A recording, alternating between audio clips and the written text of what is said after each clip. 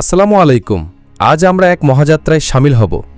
এমন এক সফরের গল্প শুনব যা কোনো সাধারণ গল্প নয়, বরং এটি আমাদের নিজেদের অস্তিত্বের গল্প, মানবজাতির সূচনা পর্বের কাহিনী।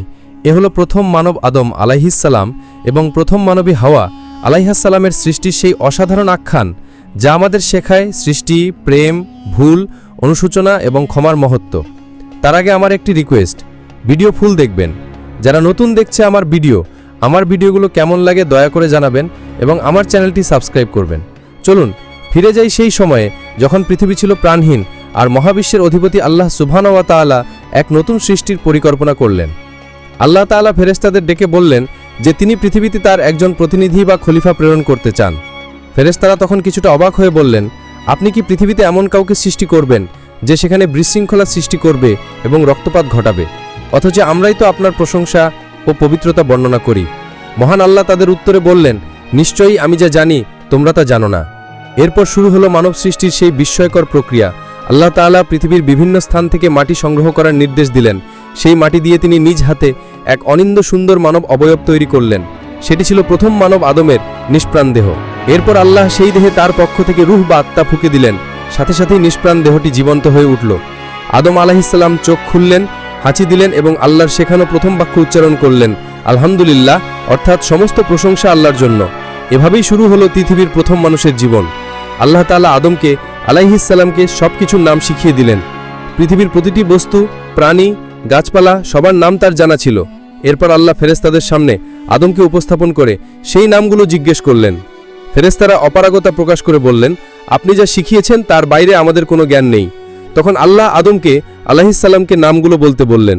তিনি অবলীলায় সব বলে দিলেন।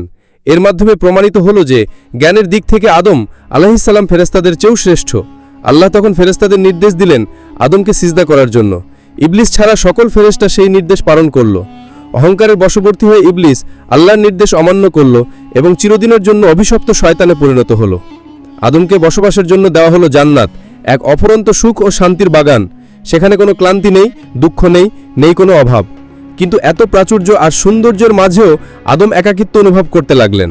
তার একজন সঙ্গীর প্রয়োজন ছিল। স্রষ্টা তার সৃষ্টির এই একাকিত্ব দূর করতে চাইলেন। একদিন আদম যখন ঘুমিয়েছিলেন, আল্লাহ তার বাম পাজরের হাড় থেকে সৃষ্টি করলেন একজন নারীকে, হাওয়াকে। ঘুম থেকে জেগে আদম তার পাশে অপরূপ এক নারীকে দেখে মুগ্ধ হলেন। তিনি জিজ্ঞেস করলেন, আপনি কে? হাওয়া উত্তর দিলেন, আমি হাওয়া, আপনার সঙ্গী হিসাবে আমাকে সৃষ্টি করা হয়েছে। এভাবেই পৃথিবীর প্রথম মানব মানবীর মাঝে ভালোবাসার বন্ধন তৈরি হলো। জান্নাতে তাদের জীবন ছিল পরিপূর্ণ। আল্লাহ তাদের বললেন, তোমরা দুজনে এই জান্নাতে যেখানে ইচ্ছা বিচরণ করো, যা ইচ্ছা খাও, কিন্তু ওই যে একটি নির্দিষ্ট গাছ দেখছো ওর কাছেও যাবে না, তাহলে তোমরা জালিমদের অন্তর্ভুক্ত হয়ে যাবে। এদিকে বিতাড়িত শয়তান হিংসার আগুনে জ্বলছিল। সে প্রতিজ্ঞা করেছিল আদম ও তার সন্তানদের সে বিপদগামী করবেই। সে এক বন্ধু ও শুভাকাঙ্ক্ষীর রূপ ধরে আদম ও হাওয়ার কাছে এলো। সে ফিসফিস করে তাদের মনে কুমন্ত্রণা দিতে শুরু করলো। সে বলতে লাগলো, আল্লাহ তোমাদের ওই গাছের ফল খেতে নিষেধ করেছেন, কারণ ওই ফল খেলে তোমরা ফেরেশতা হয়ে যাবে অথবা চিরস্থায়ী জীবন লাভ করবে। সে কসম করে বলল, আমি তোমাদের একজন হিতাকাঙ্ক্ষী। বারবার একই কথা শুনতে শুনতে এক দুর্বল মুহূর্তে আদম ও হাওয়া আলাইহিসসালাম শয়তানের প্ররোচনায় প্রভাবিত হলেন। তারা আল্লাহর নিষেধাজ্ঞা ভুলে গেলেন এবং সেই নিষিদ্ধ ফল খেয়ে ফেললেন। ফল খাওয়ার সাথে সাথে এক অদ্ভুত ঘটনা ঘটল। তাদের জান্নাতি পোশাক অদৃশ্য হয়ে গেল এবং তারা নিজেদের নগ্নতা দেখে লজ্জিত হলেন। তারা দ্রুত জান্নাতের পাতা দিয়ে নিজেদের শরীর ঢাকার চেষ্টা করতে লাগলেন। তারা বুঝতে পারলেন যে তারা কত বড় ভুল করে ফেলেছেন। মহান আল্লাহ তাদের ডেকে বললেন, আমি কি তোমাদের ওই গাছের কাছে যেতে নিষেধ করিনি? আর আমি কি বলিনি যে শয়তান তোমাদের প্রকাশ্য শত্রু? আদম ও হাওয়া আলাইহিসসালাম নিজেদের ভুল বুঝতে পেরে কান্নায় ভেঙে পড়লেন। তারা অহংকার দেখাননি বা একে অন্যকে দোষারোপ করেননি, বরং তারা দুজনেই অত্যন্ত বিনীতভাবে আল্লাহর কাছে ক্ষমা চাইলেন। তারা সেই বিখ্যাত দোয়া পাঠ করলেন যা এখনও আমাদের জন্য এক শ্রেষ্ঠ শিক্ষা। রব্বানা যালামনা আনফুসানা ওয়া ইল্লাম তাগফির লানা ওয়া তারহামনা লানাকুনান্না মিনাল খাসিরিন, অর্থাৎ, হে আমাদের প্রতিপালক, আমরা নিজেদের ওপর জুলুম করেছি। যদি আপনি আমাদের ক্ষমা না করেন এবং দয়া না করেন তবে আমরা অবশ্যই ক্ষতিগ্রস্তের অন্তর্ভুক্ত হব। তাদের এই আন্তরিক অনুশোচনায় আল্লাহ অত্যন্ত সন্তুষ্ট হলেন। তিনি তাদের ক্ষমা করে দিলেন। কিন্তু জান্নাতের নিয়ম ভঙ্গের কনসিকোয়েন্স হিসাবে তাদের পৃথিবীতে নেমে আসতে হলো। আল্লাহ তাদের বললেন, তোমরা পৃথিবীতে নেমে যাও, সেখানেই তোমাদের বসবাস করতে হবে এবং সেখানেই তোমাদের মৃত্যু হবে। পৃথিবীতে জীবন হবে পরীক্ষার, শয়তান তোমাদের শত্রু হিসাবে থাকবে, কিন্তু আমি তোমাদের পথ দেখানোর জন্য যুগে যুগে নবী রাসূল পাঠাবো। এভাবেই পৃথিবীতে মানবজাতির পথচলা শুরু হলো। আদম ও হাওয়ার এই কাহিনী শুধু একটি ভুলের গল্প নয়, এটি অনুশোচনা, ক্ষমা এবং নতুন করে শুরু করার গল্প।